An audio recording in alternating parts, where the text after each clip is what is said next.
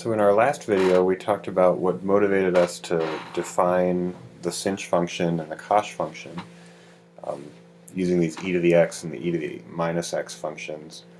Um, what I want to do in this next video is, this next short one, is to actually show you why it is that sinh and cosh act the way they do according to these definitions. So why do they have the symmetry that I claimed that they did, and why do the derivatives act the way that they should? So let's first look at the symmetry idea.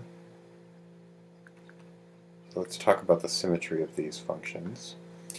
So first of all, let's look at sinh. Now if we were to graph this function e to the x minus e to the minus x over 2 in a calculator, it might be helpful for you to do that, you would actually end up seeing something that looked a little bit like this. Now it ends up going up and down here. It looks a little bit like tangent, except it doesn't have vertical asymptotes. It goes on forever, a little bit like x cubed does. But the slope here at 0 actually ends up being 1.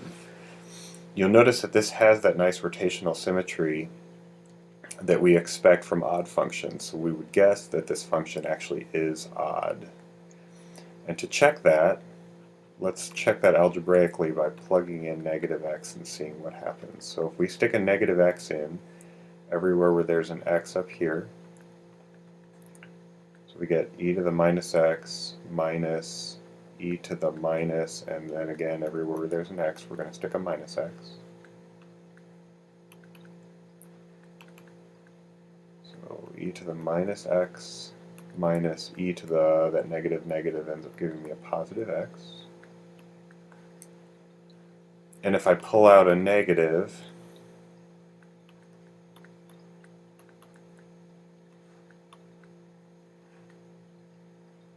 you can actually see that we end up with the negative of the original function. So we get negative sinh of x. And that's what we expected when we guessed that this was an odd function. So that's good. So sinh x odd acts like an odd function the way that we expected it to. So let's now look at the cosh function. And you'll need to remember what the definition of that one was. But if we look at cosh, and we were to put that in a calculator and draw it, it would actually end up looking something like this. Now this looks a little bit, it doesn't look the way it should. That should be a bump there. But it looks a little bit like a parabola. It's not a parabola, but it looks a little bit like one. This actually goes through the point 0, 1. So we would guess, based on this, it looks like if you reflect it across the y-axis, it looks the same. So we would guess that the cosh function is even. So let's test that out.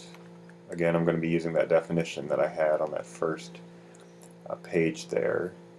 But we're going to plug negative x into cosh and see what happens. So everywhere where there was an x before, we're going to put a negative x in and see what happens.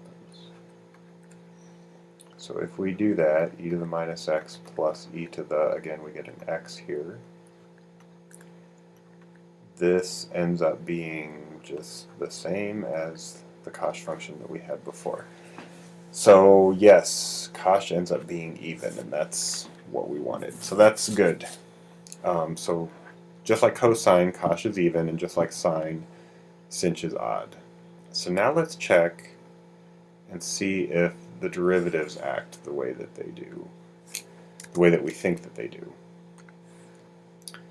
So let's double check and see what happens here. Now when we do the derivative of sinh,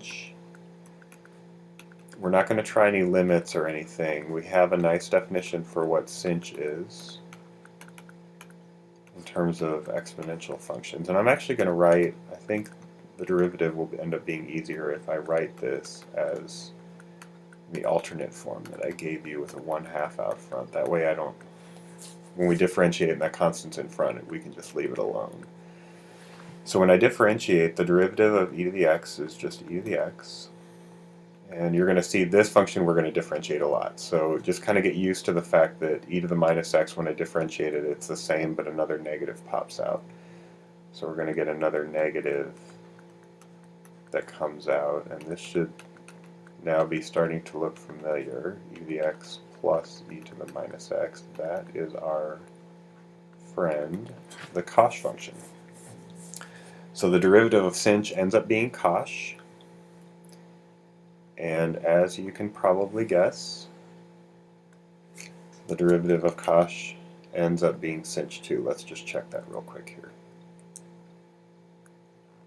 So if I differentiate the cosh function, again I'm going to fill in the definition there, and let's just use again this 1/2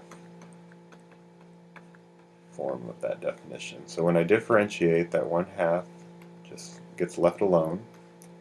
The derivative of e to the x is e to the x, but then when I differentiate this e to the minus x, I get a minus sign that comes out, and that is just plain old sinh.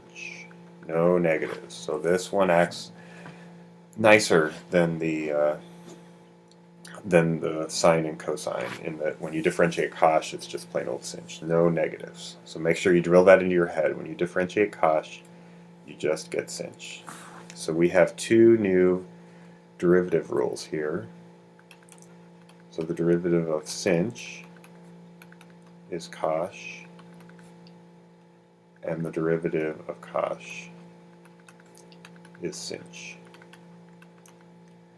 So in the last video that follows this one, I'm going to talk a little bit about when you use the definition versus when you use these rules, just kind of some rules of thumb, and maybe a couple of applications for sinh and cosh.